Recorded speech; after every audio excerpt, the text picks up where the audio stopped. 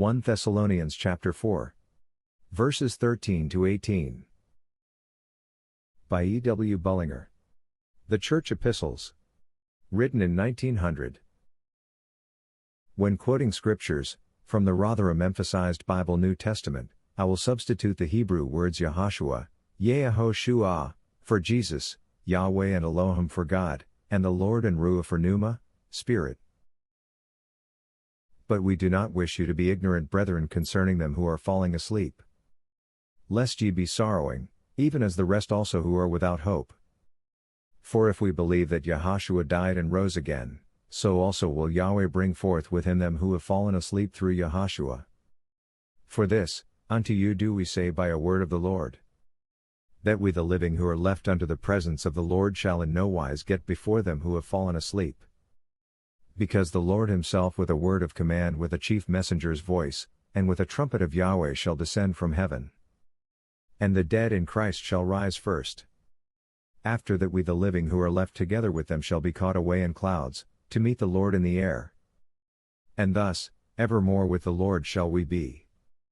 So then be consoling one another with these words. 1 Thessalonians 4. 13 to 18. Rotherham emphasized Bible. Instruction was necessary as to those who had been taken away by death. The Thessalonian saints were ignorant as to what takes place after death, as all would have been had not Yahweh, who alone can know, seen fit to reveal it to us. As formerly heathen they had been either Platonists or Epicureans. And if Jews then either Pharisees or Sadducees. The former, Platonists and Pharisees, believed that no one died. Death being merely life in another form. Indeed, this is the popular belief of the day. But those who hold it do not see that it does away with, and denies the necessity of resurrection. The latter, the Epicureans and Sadducees, believed that death was death, and that every one who died had died eternally. These denied the doctrine of the resurrection altogether. Holding one of these two creeds, these saints were therefore ignorant and were, of course, much concerned about their friends who had died. Fearing not that they had gone before but would be left behind, and have no part with those who were alive and remain to the coming of the Lord. Therefore it is written, I would not have you ignorant, brethren, concerning them that are asleep, that ye sorrow not even as the others that have no hope. All is shown to depend and to turn on the resurrection of the Lord Yahushua. If we believe that, then there is another great truth that we are to believe in consequence. There is something built upon this great foundation. Even so. But to see what it is we must understand the scope of this 14th verse. It is the hope of resurrection at the coming of the Lord Yahushua Christ.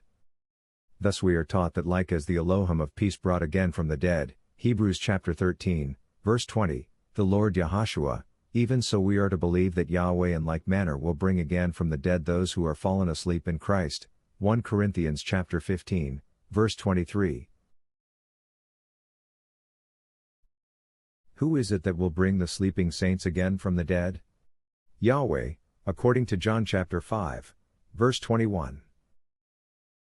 By what agency will Yahweh bring them? Through or by Yahushua, according to John chapter 5, verse 25, the Son of Yahweh. In what manner will Yahweh bring them? In resurrection, as he brought again the Lord Yahushua from the dead. But then follows a further revelation as to when this glorious event will take place. 1. We which are alive shall in no wise get before them that are fallen asleep. 2. This must carry with it the correlative fact that those who have fallen asleep can in no wise get before those who are alive and shall remain to the Lord's coming. Otherwise language for the express purpose of removing ignorance is useless. For the words cannot mean that some shall not get before others who are already there.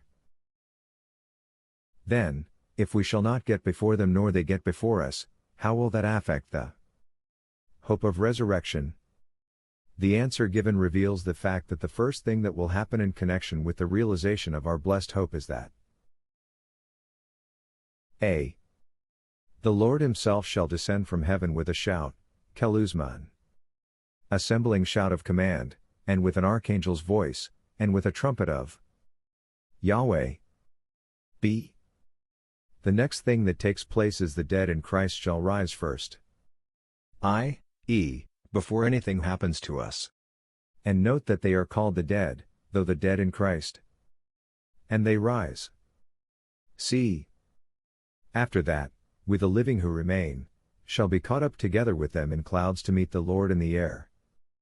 The word together is hama, and is used of two distinct companies, and denotes at the same time. D. And thus shall we be evermore with the Lord.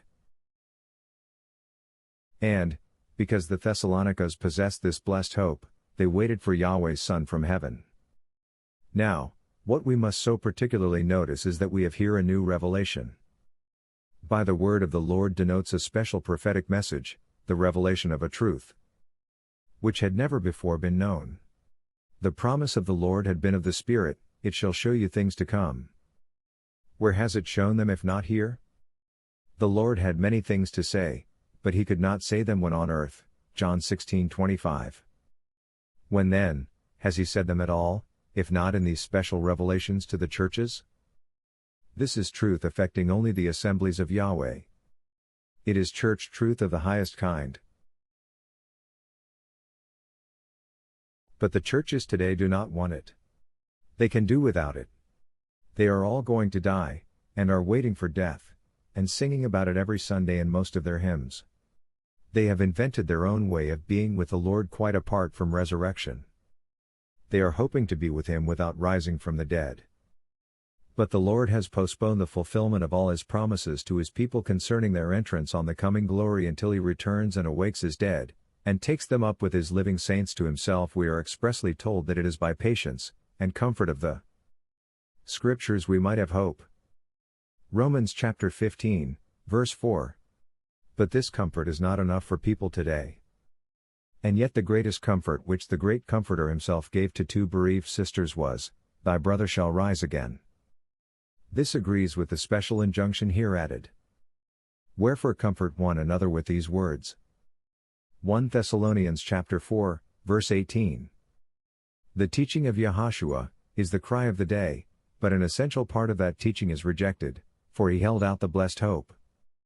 I will come again and receive you to myself. But the reply is practically no. Lord, thou needest not come for me. I will die and come to thee. And, instead of a belief in Christ's teaching, a new creed altogether has been formulated. I believe in the reception of believers by Yahushua in the hour of death. In this creed there is no reference beyond this whatsoever, either to resurrection or to the Lord's coming. So complete is the present apostasy. Of course all this makes no difference. They will not get this reception by Yahushua any sooner. Not until the Lord's own time which he has appointed. But it makes a great difference in another way. It makes a great difference now and here. For, through this ignorance which the Lord would not have his people to be in, and which they persist in remaining in, they lose the present power for a holy life, and they lose the present power for diligent service. And this is the true and only explanation of the vast difference between the churches of today and this typical model church of the Thessalonians. Christians today go even so far as to say that Paul was mistaken. And this, notwithstanding his inspiration from Yahushua Christ to record this revelation for us to learn, not to reject. No. He was not mistaken. The holy lives of these Thessalonian saints, and their missionary spirit and zeal and activity and success show us that they were not mistaken.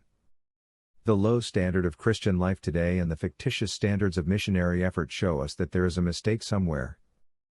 But it was not in the model church of Thessalonica.